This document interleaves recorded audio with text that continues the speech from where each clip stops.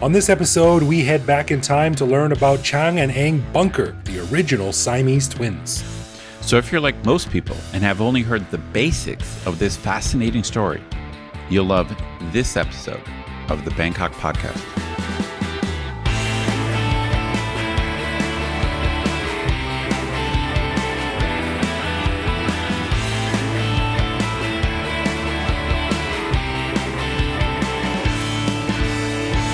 Sawadee krap, and welcome to the Bangkok Podcast and 2023. My name is Greg Jorgensen, a Canadian who came to Bangkok in 2001 because no amount of Christmas gifts can make up for 3 months huddled inside under blankets waiting for the sun to peak above the horizon. I have to agree. And I'm Ed Knuth, an American who came to Thailand on a 1-year teaching contract 22 years ago. Fell in love with explaining to people, no, I'm not a tourist. I actually live here. So I never left. There's got to be $1 million t-shirt idea there. That's right. I'm firmly convinced that, I don't know if I'll actually stay in Thailand. I have no plans on leaving. But if I should meet my demise in Thailand, I have a feeling on like the last day of my life, I'll be explaining to someone I'm not a tourist. It's funny. Like I'll be in a hospital or something, and some nurse will be like, "When did you get here?" Like, as I'm dying, and I'll be like, "I'm not a tourist. I've been here a long time." Right. You need to tattoo that on your arm. We get a medical alert bracelet or something. I live here. For sure. All right. We want to give a big thanks to all of our patrons who support the show. Patrons get our ad-free regular show a day early, behind-the-scenes photos of our interviews, a heads up to send questions to upcoming guests, and access to our Discord server to chat with me, Greg, and other listeners around the world. But best of all, patrons also get an unscripted, uncensored bonus episode every week where we riff on current events and Bangkok topics. On this week's bonus show, we chatted about how Greg's noise-canceling earphones helped remind him just how astonishingly loud Bangkok is, my trials and tribulations working on our upcoming video projects and dealing with random background noise while we film, as well as the fact that starting in January, our friends from China will be allowed to travel again, and you don't get any points to guess what country is the #1 search for destination for tours emanating from China. To learn how to become a patron, click the support button at the top of our website. Right, and as always, if you have a comment, a show idea, or just want to say hi, head to BangkokPodcast.com and click the little microphone button on the bottom right to leave us a voicemail that we'll play on the show. And just a quick programming note for y'all, Ed and I are going to take a much needed break next week, so there's not going to be a show next week. Heck yeah. But we're going to take some time off to recombobulate and reorient and re-whatever. That's right. And just refresh ourselves. So we're not going to have a show next week, but we'll be back the week after that. And we will head excitingly and breathlessly into 2023. We got a whole bunch of new stuff coming. It's good guests and some good topics coming up. Can't be worse than 2022. God. Famous last words. No doubt. All right, well, on this episode, we dive back into our history series with a look at arguably 2 of the most famous Thai people in history, Chang and Eng Bunker, known more colloquially by the slightly outmoded name of the Siamese Twins. Now, conjoined twins, as they are now called, were around long before our friends Chang and Eng, but due to contemporary social norms, the advent of technology like photography and steam engines during their early years, and the fact that people of the time were craving stories of exotic things and places, Chang and Eng soon became world famous. But their story isn't all fortune and glory, and their life was anything but easy or normal. In fact, it was quite a tale. So, let's learn a little bit more about the extraordinary lives of Chang and Eng Bunker. Now, Ed, you've known about these guys. You know a little bit about them. I mean, we've all heard of the Siamese Twins, but what do you know about them as sort of like the passive observer? Well, let me begin by saying when you were like, hey, let's do a history episode on Chang and Eng, I immediately was like, we did that already, dude. Just look it up. I remember that. And you were like, no, I don't think we have. And I'm like, no, we must have. I'm thinking to myself, we must have done a show on the Siamese Twins. And you're like, nope, we haven't. I'm like, no, we must have. But you were correct. I don't know how we missed it. But it's funny when I think back to what I knew of Thailand before I moved here. I think I was a very typical American, and I knew very little about Thailand. Right. But one of the things, it's hard for me to remember exactly what I knew, but I would have thrown in like Siamese Twins as one of the few historical things I knew about Thailand. And I just know that I remember learning just a few facts about their life and how I know they lived in the South, and I remember reading or hearing that they supported the South in the Civil War, and that just seemed like an odd fact because they're obviously foreign. But you went out and actually did research, which I haven't done. So you're the guy. You can lead the story. Yeah, well, I mean, I read through their Wikipedia page, and then there's got a bunch of links on there that led off to a bunch of other pages, and I read through all of those, and I watched some videos. So I basically pulled together sort of the story of their life. So let's go through it. So we'll start at the beginning, and Ed, you can jump in if you have anything to add, or Sure. if you have any thoughts or questions or anything like that. So our listeners, I hope you don't mind me just sort of droning on for a little bit, but this is a pretty interesting story. And yeah, it's a bit surprising we haven't done it so far, but let's do it now. Sure. All right, so Chang and Eng Bunker were born in 1811 in Samut Songkhram province, which is just south of Bangkok, where the Mekong Railway Market is. You know that one where the train goes through the market and everyone pulls back their food stalls? Sure. That's quite famous. That's in Samut Songkhram, so they were born in that province. Their mother's name was Nok, and their dad's name was Ti, and they were farmers, duck farmers in particular. Okay. However, their father likely died in the smallpox epidemic in the area in 1819. That's a bit unfortunate. So let's get it out of the way why they were famous. So they were connected at the sternum by a flexible circular band of flesh and cartilage about 5 inches long with a maximum circumference of 9 inches. Now, interestingly, it had no feeling on the sides, but if you touched it in the middle, both of the twins could feel it. And many years later, after they died, an autopsy showed that they shared a single liver. Oh, incredible. Yeah. Through the thing, meaning that if they were ever separated with the medical technology at the time, they surely would have died. So it was a good thing that no one ever attempted it. It's amazing that they never tried, because it sounds like, obviously I've seen pictures of them, and with the connection, the connection was not tiny, but it wasn't huge. Right. It's kind of amazing with the technology at the time that they didn't try. I guess that was a good thing that they didn't try. So presumably doctors had learned by that point not to just go for it. Just start cutting things off people. Yeah. And then this was long before x-rays and stuff too, wasn't Sure. it? I mean, mid-1800s. So. Sure. Yeah. What, by all accounts, they were lively, normal boys, and they spent their time playing with their friends and helping their mother raise ducks and sell eggs in the local market. And apparently, by all accounts, she didn't make a big deal out of their situation and treated them like any other child in the area with no special attention either way, which is probably a good thing. That's how kids like that should be raised. So in 1824, they happened to meet a Scottish fella by the name of Robert Hunter.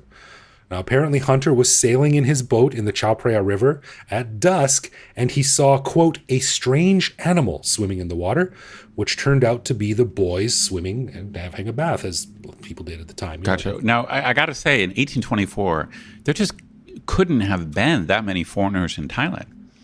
No, I mean, this is probably a kind of the beginning of the golden age of foreigners in Thailand. I mean, this was when Europeans were sort of making inroads into the area. There was a lot of people here sort of setting up trade deals and embassies and things like that. So it was a pretty interesting time, I think. And I think it probably wasn't a lot of foreigners here, but the people that were here were doing some pretty interesting work.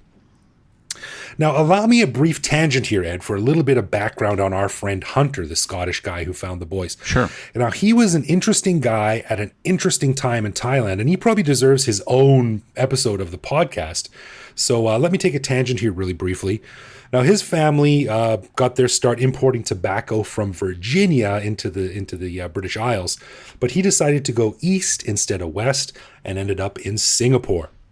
The East India Company, which was an arm of the British government at the time, had failed to secure trading rights to Siam with King Rama II.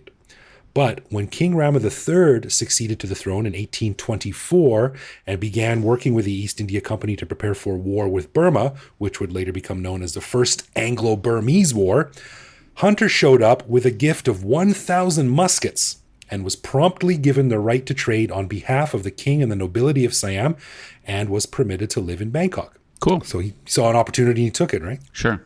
So the king built him a handsome house in the Guri Chin community, which is now where the Santa Cruz Church is, just across the river from the old Paklong Talat flower market. You know that area. Oh, cool. Sure. Yeah, we've ridden our bikes through there a lot of times. Sure. So he was set up nicely in Siam, and this is where he met our boys. But let's finish off Hunter's story first, because it's kind of a crazy one. Now, Hunter had a long and successful career in Thailand, acting as a liaison between foreign diplomats and businessmen at the Siamese court, and even marrying one of the descendants of Constantine Polkon, the Falcon of Siam. Isn't that interesting? Wow. Until things all blew up. Now, in 1835, there was an American in town who shot 2 pigeons on the grounds of a temple.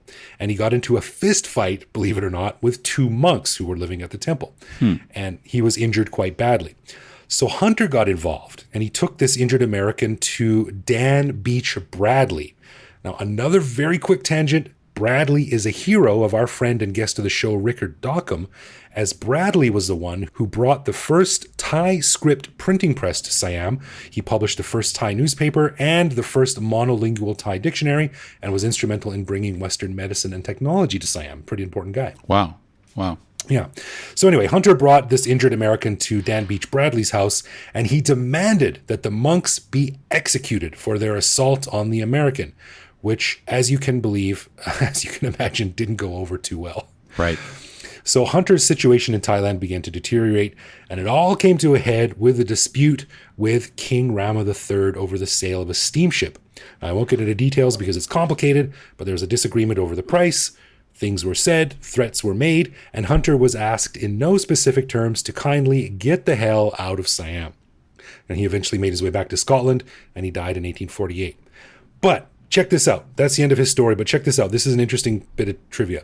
If you want to see this scene play out, this argument over the steamship, you can go to Netflix right now and pull up a 2022 Thai movie called Love, Destiny, where the role of Robert Hunter is played by none other than another friend of the show and former guest, Daniel Fraser. Get out of here. For real. Yeah, totally. Yeah, he plays Hunter in this movie. Dan plays this guy. Yeah, and he's got this very intense scene where he argues with the king over the price of this steamship. And he, oh wow, I didn't know any of this. This is all news to me. It's pretty crazy. I was reading this and I messaged Dan and I was like, "Hey, did you play Hunter in that movie?" And he's like, "Yeah, that was me." So that was funny. Anyway, back to our twin heroes swimming in the river. Now, Hunter realized that there was an opportunity here, so he became friendly with Chang and Eng and their family, and eventually got permission from their mother and the king to take Chang and Eng on a tour of the West. So in 1829, when they were 17 years old, they departed Siam and sailed to Boston. Now, details are a bit sketchy here, but they signed a 5-year touring contract. Hunter and his people said it was for $3,000, but Chang and Eng said it was for $500. So I'm not sure what happened there, but I think someone got the short end of the stick. However, that was the last time the boys ever saw their mother, and as far as I could learn, they never returned to Thailand. Now, apparently, Nok, their mother, was contacted in 1845 by some missionaries who were coming through town who told her that her boys were quite well known and were actually now married. Now, she had assumed that they had probably died in the preceding 15 years, but sadly, she died 4 years later, never having seen her sons after they left Thailand. So, Chang and Eng, now settled in Boston, they went on tour along with their manager named Abel Coffin. Now, this would usually see them going into a town, staying in a hotel for a few days, and charging people 25 cents, which was about $6 in today's money, to watch them do things like somersaults, running around, and playing checkers. Now, at the time, because, let's be honest, Asia was sort of this amorphous idea of the Eastern Oriental, this exotic place, right? That was not really well defined. So they wore pigtails and dressed in quote unquote Oriental clothing, silk things, little hats on their heads and stuff like that. Pretty cheesy stuff, but standard for the time. Now, their tour continued for some years with a few hiccups. There was one incident where they got into a quarrel with a group of men while hunting in Massachusetts. A fight broke out, and one of the twins smashed the butt of his rifle into someone's head, and they all went to court. Wow. So they were pretty boisterous. Another time, a doctor demanded to inspect them at one of their shows in Alabama. When they refused, the doctor called them frauds, and a giant brawl broke out in this tent they were in, with people like were throwing chairs and punching each other all over the place. That was like an old school bar fight. So they took off. But after several years, the relationship between Chang and Eng and Abel Coffin, who was their manager, and his wife, Coffin's wife, broke down, and the twins ran away. Abel eventually tracked them down in New York State, where he found them, quote, whoring, gaming, and drinking, and gave them the damnedest thrashing they ever had in their lives. Wow, it almost sounds like they're normal guys.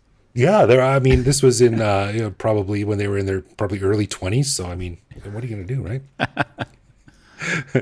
So after the relationship between Abel and his wife kind of broke down, they took control of their own shows, now going by the name of Siamese Twins, where they wore Western clothes this time. They spoke English with the audience, and they had hired staff to help them out.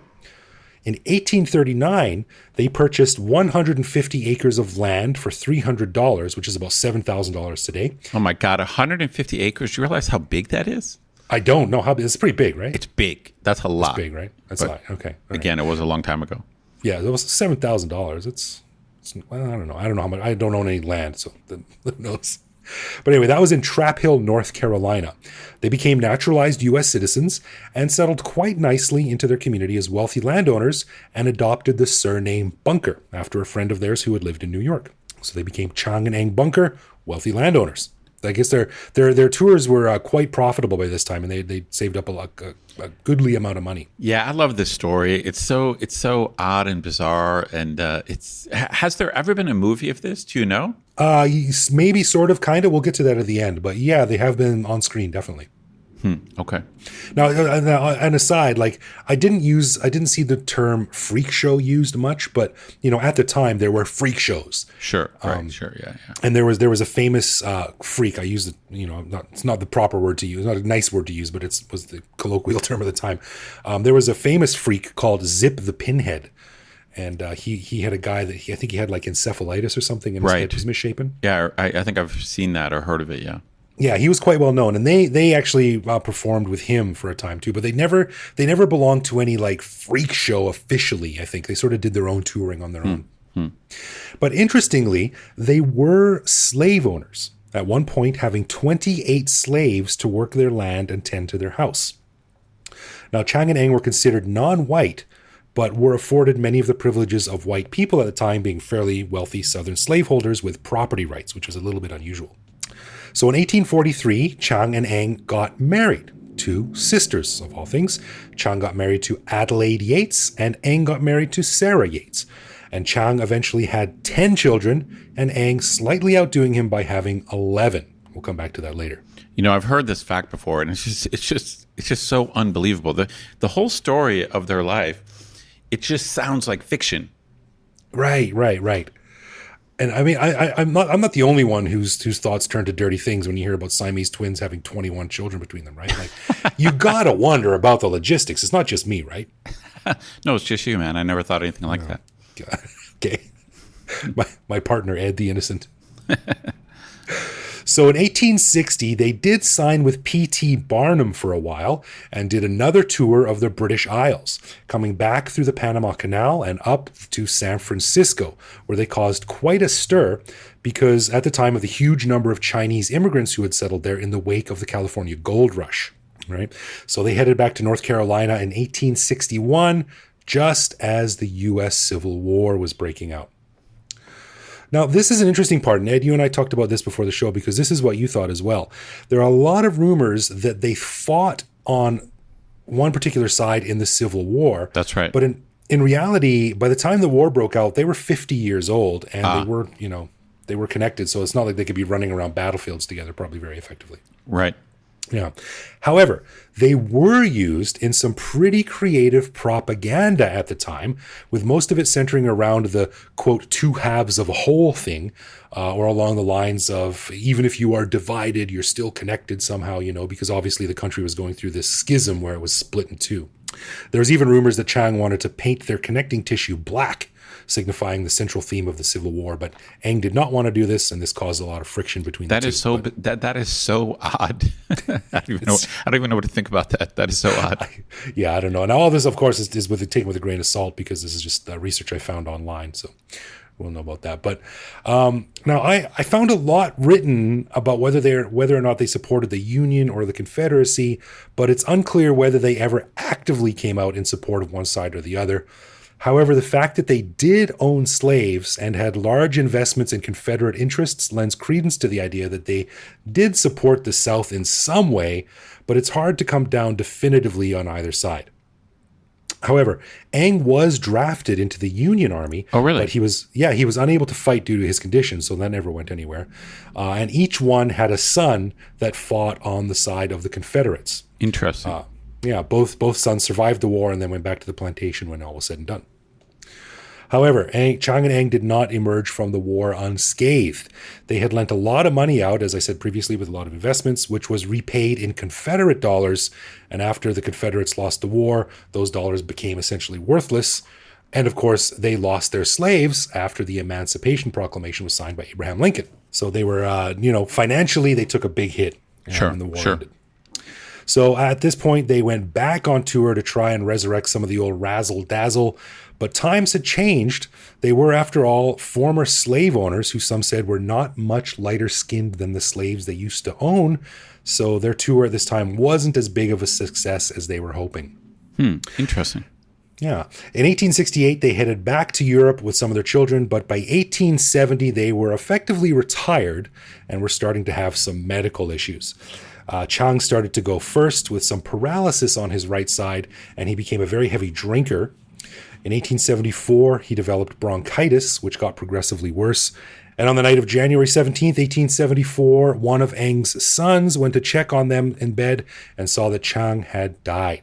He woke his father to tell him, to which Eng replied, "Then I am going." A few hours later, Eng followed his brother into the great beyond. They were 62 years old at the time of their death and remained the longest living conjoined twins in history right up until Ronnie and Donnie Gallion, who died in 2020 at age 68. That's incredible. I honestly knew nothing about this. I didn't know how long they had lived, and I didn't realize that not many conjoined twins live into very old age. Yeah, 62 years old, man. I mean, in the sort of late 1800s, that was considered a pretty good run for anyone, right? Let alone absolutely, twins. For sure. Yeah. And they are buried in the same town that they lived in, just outside of Mount Airy, North Carolina. I know, I went to law school in North Carolina, so I know where Mount Airy is. And oh, really? Yeah, it's funny because I think that people in North Carolina also know them. It's like part of North Carolina lore and history. But right. This is more detail than I've ever heard before. Yeah, it's pretty neat. I know nothing about North Carolina, but I did some touring around there on Google Street View. It's a lovely area. No wonder they wanted to live there. It's beautiful. Now, let's talk about the elephant in the room, no pun intended. How did their marriages and, the nocturnal activities work? Well, despite many hours in the darkest places of the internet, I couldn't find anything really specific, but it is interesting to know that many of their children were born only a few days apart. So it does seem that on some nights it was, pardon the expression, come one, come all. Oh, now, but the brothers did have a pretty unique way of managing their living situation. After a few years of married life and living in the same house, Adelaide and Sarah started to tire of each other. So a compromise was worked out, and I think this is really brilliant. Each wife lived in their own house with her own children, and the twins would live with one wife for 3 days and then the other wife for 3 days. Now, during that time, whichever of the twins was at his own home would make the rules, and the other twin had to follow without question. This seemed to work pretty well, and it's a plan they stuck with for the rest of their lives. I like it. I wonder, so 3 days with one wife, 3 days with the other wife, and then one day, like they get some peace on their own. On the seventh day, the Lord rested. That's right. There you go. Now, wrapping things up real quickly here, as of 2006, which is the most recent story I could find written about this, descendants of Chang and Eng's 21 children number about 1,500 people. Much of the family still lives in western North Carolina, and the family has hosted annual get-togethers since the 1980s, usually on the last Saturday of June. Their descendants include grandson Caleb V. Haynes, an Air Force Major General, and his son Vance Haynes, an archaeologist, great-granddaughter Alex Sink, who was the former chief financial officer of Florida and the Democratic nominee for the governor of Florida in 2010, as well as great-great-granddaughter Caroline Shaw, a composer, and the 2013 Pulitzer Prize for Music recipient, as well as grandson George F. Ashby, president of the Union Pacific Railroad in the 1940s. The Bunker pedigree contains 11 sets of twins, none of them conjoined. However, the first set of twins born were Eng's great-grandsons, who were also named Chang and Eng. Wow. This whole story is so incredible. And I just want to say this. When we think of the past in general, we know that people were less open-minded and more discriminatory. I think Sure. in general, hopefully over time people get more tolerant of whatever, just all kinds of things. So it's actually a quite heartwarming story that these two Thai guys, so number one, they're Asian, so they're not white, so they're immigrants in America and they're Asian. Right. And the fact that they're Asian does not prevent them from kind of moving up in American society. People do call America the land of opportunity, right? And it did turn out to be a land of opportunity for them. But on top of that, they have this unique medical condition, which, if you had told me some other story about how they were horribly discriminated against and treated like freaks, and they died they lived some horrible life, I would not have been shocked. Yeah.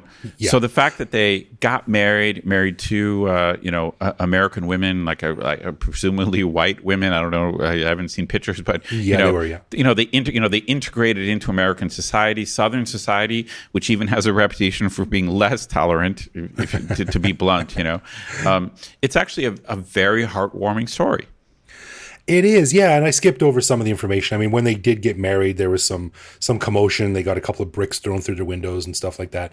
But you do have a point. However, I do wonder if they would have been able to make such a great success of themselves if they were just normal guys from Siam who happened to show up in Boston and try to start a business or something. Right, I guess you're right. I guess it cuts both ways. The fact that they were conjoined, it gives them this weird way to make money. It sounds from what you said that they avoided the harshest moniker of being called freaks. So they kind of somewhat avoided that, but certainly their unique condition had something to do with their success. Right. But at the same time, I mean, they married. That meant that those women's families accepted the situation to some extent. They had a ton of kids who also ended up being a success. They have a ridiculous number of descendants. I don't know, man. I say this is a very heartwarming story. I'm going to call it an American story. This is a story about America being like the land of opportunity. Yeah, it is. It is. And the thing that sticks with me too is that I'm really sort of sad about their mom.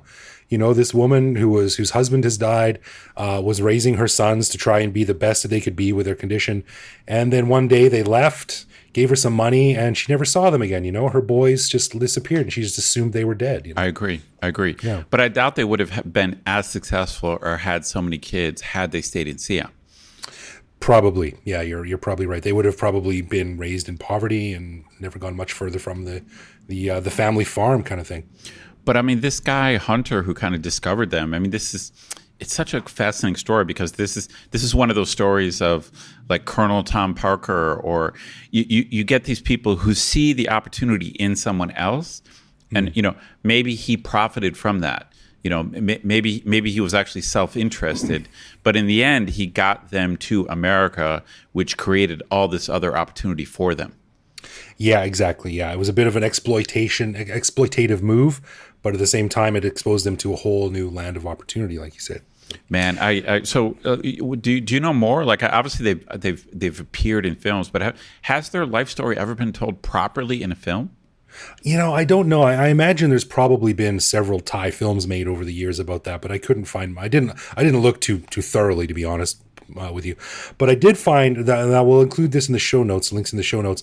There's a very interesting mini documentary. It's only about 5 minutes long, but it's called Mobituaries, and it follows Previously I mentioned the Bunker family reunions. It follows that, and it goes to one of these family reunions and has interviews with family historians and members of their family, great-great-grandchildren and stuff like that, as well as a brief clip where it shows some of them coming back to Thailand to see where their ancestors came from. It's really quite remarkable. Oh, cool. Cool. Yeah, so that'll be a link, and there's another link for a show that I found. Apparently, it's on Disney Plus and Hotstar right now, and it's all in Thai. And to be honest, I'm lazy and I didn't really have much time to get into it and find out more about it. But it seems to be like a TV series about them as young boys running. Like, this looks like an old Western, except the main character are these two guys connected at the chest, and they're running around and stuff. So we'll include a link to a trailer for that on YouTube as well in the show notes. And of course, our patrons will get a whole bunch of pictures and stuff that we will send along in the email, including a really interesting looking plaster cast, a death cast of their bodies after they had died, which is now in a museum in North Carolina about them. Well, it's they have such a unique status. Like, they're a piece of Thai history, but they're a piece of American history, and they're one of those pop cultural artifacts or memes. They're kind of like a meme, and I really like that we finally got around to doing this, even though I thought we had done it before. No, because this is one of those things that everyone thinks they know the story. It's like everyone thinks they know, oh, yeah, I've heard about them. They were X, Y, and Z. And so it's good that you, I know you're not an expert on them, but it's good that we've gone more in depth, because that's our job. That's right, man. And it's also, as a final note here, it's also got a bit of an interesting crossover with an episode we did back in season 5, episode 46, called George DuPont, the only Thai to fight in the U.S. Civil War. I remember that. And he fought on the Union side, and he was running around the same area of the country around the same time that these guys had come back from California after the Civil War. So it's interesting that these sort of two notable Thai people at the time, three, I guess, sorry, were in the same area of the United States at the same time, sort of making their mark for themselves. So that was it's so bizarre. This is certainly a truth is stranger than fiction type story. Totally. So, yeah, that was cool. We hope you enjoyed it. Some interesting history there. And all our hats off to Chang and Eng, who probably put up with a lot more shit than most of us do and came out smiling on the other side. And their 1 million descendants. Yeah. Hats off to them, good too. For them. Good for them. All right. So one of the new segments we want to try in this new season is something we call Would You Rather, where one of us picks two contrasting situations tied to Thailand to debate and choose which one we'd prefer. So Ed, this week, it's over to you. All right, man. I'm going to go deep this time. I hope you're ready to go deep. I'm ready, man. Okay.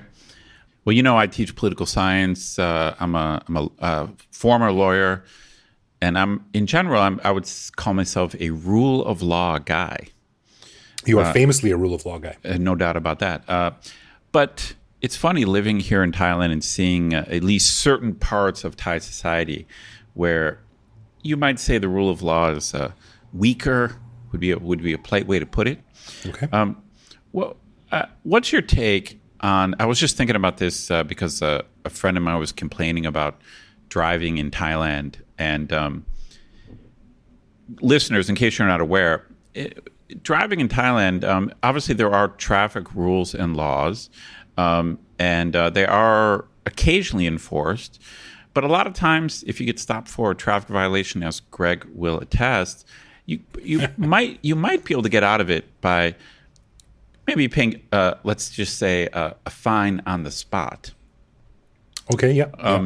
Whereas in the States, that just would never happen. So even small traffic violations, it's been a while since I got a ticket in the States. Who have since I haven't been living there in a long time. But man, just a traffic violation, just a parking violation or a speeding ticket, it's a pain in the ass. Yeah. It's like so in the 90s, I remember I got busted for speeding coming home one night. It was a total trap. The guy was like waiting in this one stretch of road where like he knew people went like 11 miles an hour over the speed limit. Right. And I can't remember, even in the 90s, I think I paid something like $75 and you have to go to the courthouse to pay. I mean, maybe now you can pay by mail or pay electronically. Right. Would you rather have a traffic/driving legal system like Canada or the US, where laws are strictly enforced, where the penalties are fairly strict, where you can't just hand the cop $5 if you break the law, if you creep on a red light or whatever it is, or do you like the way Bangkok is, where certainly there are rules, and obviously certain rules you have to follow, but then a lot of other rules probably you don't have to follow that much, and then if you do break them, you can kind of solve the problem on the spot. Like, which do you prefer? So basically you're asking me if I prefer being able to get out of a situation with some alternative payment methods versus not having that option available to me. Right. Now, so in this case, it is a Thai versus Canada or the U.S. example. Now, I could imagine a situation, maybe there's some hybrid situation where why can't you just legally pay your fine to the police officer? Like, like beep the QR code like you pay your bill at the restaurant. Yeah, so we could devise maybe an in-between system where, like, okay, you were speeding and then it costs $50 and then you just beep it and you're paid and you're done. But as far as I know, I don't think that's how the U.S. works. I mean, I haven't lived there in 20 years, but I don't think you can scan your credit card with a cop like on the side of the road. I don't think so. No, the last time I got a traffic ticket was about 1998. Yeah, and same. I was almost charged with contempt of court for my flippant attitude. Let's just say. Oh, really? Yeah. Interesting question. Man, this is actually a really good one. I also am a rule of law guy because I've told this story on the show before where I've gotten burned by trying to take shortcuts with bureaucracy and passports and visas and stuff like that in Thailand. And I always prefer now to just do things as above board as possible because I don't want to put myself in a situation where someone has something on me or something over me, Right. But it's one of those things about corruption. You and I rail about it. It's a big problem. I think really it's the source of a lot of, not just in Thailand, but a lot of, is like the root of many, many bigger problems in Thailand and a lot of different countries. So I'm not a fan, but corruption's really nice when it works in your favor. So, I would say that I have to just suck it up and come down on the Western system. If you break their laws, you got to pay the fine. That's it. It's just because, I like paying less to get out of it as much as the other person, but it's such a gray area and you never know what's going to happen. And it's funny. I mean, for someone who doesn't drive here, so I kind of agree with what you're saying, but I agree kind of in principle without that much experience of dealing with it. So it's interesting hearing you come down kind of, but of course we grew up in the West, so we see the advantages of the rule of law. My problem with the kind of lax approach is I think there's a lot of downsides in other situations. So of course, if you just narrow in on one case where you broke a minor thing, no one's safety was put at risk, and you can just pay your 200 baht and beyond. So clearly in that case, you're like, okay, wow, just this kind of lax, like weak rule of law sounds good. But the problem is, when the rule of law is weak, you also get people getting run down in crosswalks and killed. Exactly. Yes. So it's like, I don't think you can get one without the other. The bottom line is when people feel like, oh, the laws are optional, you do get these minor infractions where you're like, okay, no one's really harmed. No big deal. Yeah, but you also get things that really put other people at risk. So I'm not sure you can get one without the other. This is a really good one. This all ties into a hopefully future episode that I'm noodling on right now, getting someone on, a specialist in the counterfeit market. Counterfeits are not a big deal when you're buying fake Adidas shoes, but it's a different story when you have a fake airplane part in your airplane. Oh yeah, yeah, of course. Actually, that's a very good analogy. Yeah. And this is so from my perspective, like kind of as someone who teaches like government and things like this, it's like it is extremely annoying when you're at the low end and you just get caught and you broke the law and you got to pay this or you got to show up here and you got to do this. But I do think that the price is worth paying in the long run. Like I said, I'm a rule of law guy, but I do want it to be like efficient and reasonable. Yeah, right. Yeah, right. So yeah, I think for me, I have to come down on grudgingly on the legal and official side. Well, that's better than nothing. I guess so. Yeah. Okay, a final thanks to all of our patrons who support the show. Patrons get a ton of cool perks and the warm, fuzzy feeling knowing that they're helping support the show. Find out more by clicking support on our website. And connect with us online. We're Bangkok Podcast on social media, bangkokpodcast.com on the web, or simply bangkokpodcast@gmail.com. We love hearing from our listeners and always reply to our messages. That's right. You can also listen to each episode on YouTube. You can send us a voicemail through our website that we'll feature on the show, or even reach out to me directly on Twitter, where I am BKK Greg. So thanks for listening, everyone. Hope you had a Happy New Year, and we will see you back here not next week, but in 2 weeks. For sure.